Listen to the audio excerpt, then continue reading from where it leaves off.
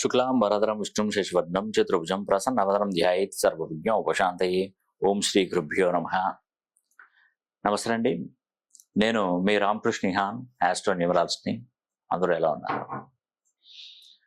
నేటి నుండి నేను చెప్తున్నటువంటి రాసులు చరిత్రకెక్కకపోతున్నారు. చాలామంది నన్ను అడుగుతున్నటువంటి విషయం ఇదే. మాకెప్పుడు మంచి రోజులు వస్తాయి, మేము ఎప్పుడు బాగుపడతాము, మేము ఎలా ముందుకు నడుస్తామని చెప్పేసి చాలామంది ఫోన్ కాల్స్ విపరీతంగా మమ్మల్ని ఫోన్ చేసి అడుగుతున్నారు. మీరు చెప్తుంటే మాకు సంతోషం వేస్తుంది, మేము ఎప్పుడు బాగుపడతాం, మా రాశి మీరు చెప్పారు, మాకు మంచి రోజులు వచ్చాయని చెప్తున్నారు, మాకు ఇంకా ఏం రావట్లేదని కూడా చాలామంది మాకు ఫోన్ చేసి అడుగుతున్నారు. ఏదైనా ఒక టైం అనుకూలంగా ఉన్నప్పుడు మాత్రమే మనకు రాగలుగుతాయండి. వాస్తవానికి ఏంటంటే ఈ శాస్త్రాన్ని చాలామంది కొన్ని రెమెడీస్తో చెప్పడం వల్ల ఏంటంటే, ఆ రెమెడీస్ చేసుకోవడం వల్ల ఏంటంటే వాళ్ళకు ఏమి జరగకపోయే వరకు ఈ శాస్త్రాన్ని నమ్మకం అనేది లేకుండా పోతుంది.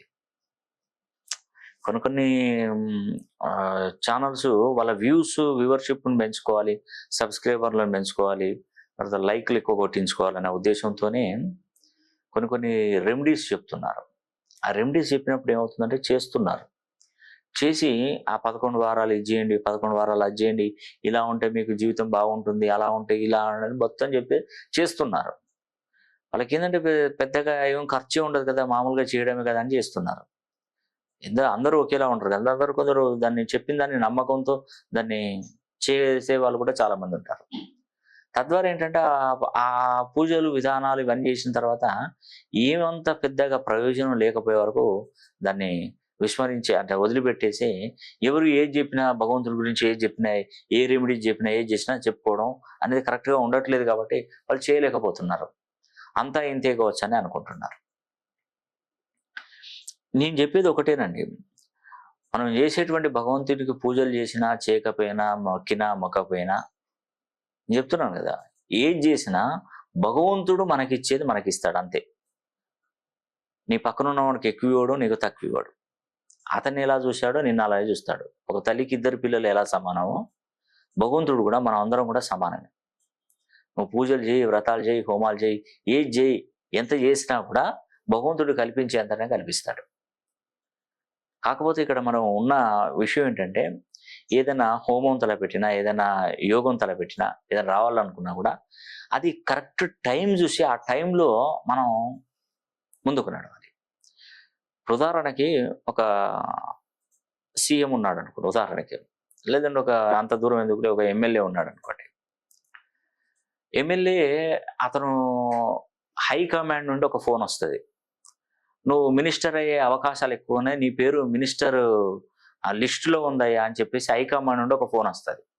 అప్పుడే ఒక పేద బక్కపలసటి వాడు వచ్చి, అయ్యా నాకు ఆరోగ్య సమస్య ఉంది, నన్ను రక్షించయ్యా నాకు అని చెప్పేసి, నాకు ఆపరేషన్ కొంచెం డబ్బులు కావాలయ్యా అని చెప్పేసి అన్నాడు అనుకోండి. ఈ ఫోన్ రాగానే అతని ఆలోచన విధానం ఏమవుతుందంటే మొత్తం మారిపోతుంది. నీకు ఆరోగ్య సమస్య ఉందా, సరే నేను రాసిస్తాను, వెళ్ళి చేయించుకోపో అంటాడు, సంతోషంగా ఉన్నాడు కాబట్టి. అది వీడు వచ్చిన అంటే ఈ ఆరోగ్యంతో ఇబ్బంది పడుతున్న అతను వచ్చిన టైం కరెక్ట్ ఉంది.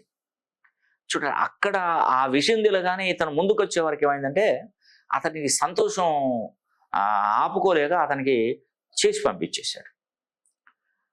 ఆ హైకమాండ్ నుండి ఒక ఉత్తర్వు వచ్చింది, నీకు నెక్స్ట్ సారి టికెట్ రాదు అని డిక్లేర్ చేశారు, ఇక నీకు టికెట్ రాదు అని హైకమాండ్ నుండి వాళ్ళు ఫోన్ చేశారు. ఒకతను ఇదే సిచ్యువేషన్తో ఇతనికి వచ్చాడు. వస్తే ఏం లేదు పో, వచ్చేసిపో, నువ్వు అవసరం లేదు పో, నీకు ఏది రాదు పో అని చెప్పేసి అతను చిరాకు మీద ఉన్నాడు. చిరాకు మీద ఉన్నప్పుడు మనం వచ్చి అడిగితే ఏం చేస్తాడా, నీకు పని కాదు. ఇదే కాదండి, ఏ పనైనా మనం కరెక్ట్ టైంకి మొదలు పెడితేనే మనకు అదృష్టం కలిసి వస్తుంది, దురదృష్టం కలిసి వస్తుంది. నేను చెప్తున్నా, కొందరికి వ్యాపారాలు ఎందుకు జరగట్లేదు, పక్కన ఉన్నవాడు వ్యాపారం పెడతాడు, ఇతను అదే వ్యాపారం పెడతాడు, ఒకరికి బాగా నడుస్తుంది, ఒకరికి బాగా నడవదు. ఎందుకంటే అతను పెట్టినటువంటి టైం అనేది అనుకూలంగా లేకపోవడం. అవునండి, పట్టిన టైం అనేది అతనికి అనుకూలంగా లేకపోవడం, మళ్ళీ అందులో పెట్టుకున్నటువంటి పేరు వ్యాపారానికి సరైన మ్యాచ్ కాకపోవడం. అతను ఏదో వ్యాపారం పేరు పెట్టుకుంటాడు, అది మొత్తం ప్లేస్ చేస్తే ఒక నంబర్ వస్తుంది, ఆ నంబరు ఇతనికి శత్రు సంఖ్య, ఇంకేం నడుస్తుందండి. నడవదు, అసలు ఏ మాత్రం నడవదు. అందుకే నేను ప్రతి ఒక్కరికి చెప్తుంటాను, ఎందుకంటే మీరు వ్యాపారాలు ఏదైనా మొదలు పెట్టినప్పుడు మీరు ఖచ్చితంగా మీ పేరుకి అనుకూలంగా మీ వ్యాపారాన్ని సరి చేసుకోండి, దానికి కూడా కరెక్షన్ చేసుకోండి అని చెప్తాను. ఎవరైనా వింటారా? కోట్ల రూపాయలు పెట్టి వ్యాపారాలు చేస్తారు, కానీ ఒక్క కరెక్షన్కు మాత్రం మీరు వచ్చి ఇది కరెక్షన్ చేసుకోవాలి అనే ఆలోచన అనేది మీకు రావట్లేదు. ఇంకెక్కడ వస్తుందండి వ్యాపారం? ఎందుకు వస్తుంది? రానే రాదు. నేను చెప్తున్నాను కదా, ఎట్టి పరిస్థితులలో ఆ వ్యాపారం జరగదు. ఒకవేళ జరిగినా ఎంత దూరం అయితే ఎదుగుతారో అక్కడ నుండి మళ్ళీ కింద పడిపోతారు. అవునండి, జరుగుతుంది. ఇదంతా జరిగేదే. ఇదంతా కొందరు హేతువాదులు ఏంటంటే దీన్ని నమ్మరు, కొట్టిపడేస్తారు, దానివల్ల నష్టపోతున్నారు, ఏముందిలే అనుకుంటారు. ఎంత చదువుకున్న వాళ్ళు కూడా దీన్ని రికగ్నైజ్ చేస్తారు.